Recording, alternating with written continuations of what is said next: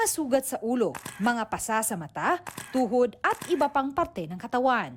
Yan ang tinamo ng 23 anyos na si Matt Ernest Bongo matapos umanong bugbugin sa Lapu-Lapu City sa Cebu. Kwento niya, hinatid lang niya noon ang kanyang babaeng kasamahan sa trabaho. Sa kuha ng CCTV, makikitang sakay sila ng motorsiklo pero papasok sa iskinita. Sinundan sila ng mga lalaking nakatambay roon. Di na nahagip sa video pero roon na raw binubog ang biktima. Pagkatumban ako, gipatid-patiran pa ko.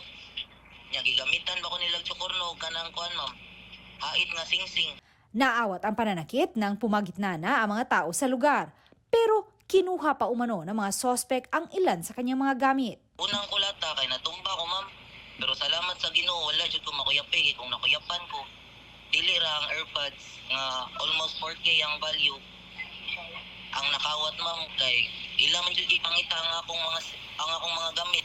Hinala ng biktima, selos ang motibo ng pananakit sa kanya dahil isa raw sa mga sospek ay ang lalaki na bumibisita rin sa babaeng kanyang kasama. Tinutugis pa ng pulisya ang mga sospek na tukoy na raw sa tulong ng mga saksi. Mga ito na lang gibuhatan ni ma'am, ligado sa mga pieces of evidence with the help of the witnesses na tungkol sa victim, mo na-file din nato ni ang kaso, ma'am. Nasampahan na ng kasong attempted murder ang 20 anyos na lalaki at 4 na menor de edad nitong kasamahan. May alok na ring pabuya ang Lapu-Lapu City LGU para sa impormasyon tungkol sa mga sangkot sa insidente. Sa bayan naman ng Argao, nagtamo rin ng mga sugat at pasa ang isang lalaking senior citizen matapos siyang paghahampasin ng monoblock na upuan ng kanyang sariling anak. Dislike sa kuan ba? Siya.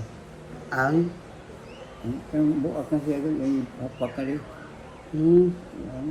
Ayon sa sospek, natutulog siya noon pero nagising sa sigaw ng kanyang ama. Napuno raw siya sa paulit-ulit na pangaral ng kanyang tatay matapos siyang masangkot noon sa iligal na droga. Pero giit niya, hindi na raw siya gumagamit nito ngayon. wala.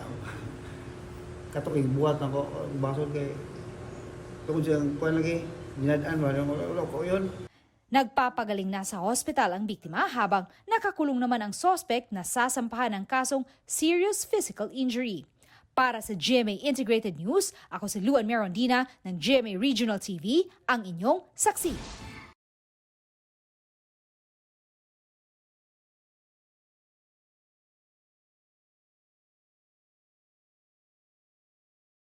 Mga kapuso, maging una sa saksi. Mag-subscribe sa GMA Integrated News sa YouTube para sa iba't ibang balita.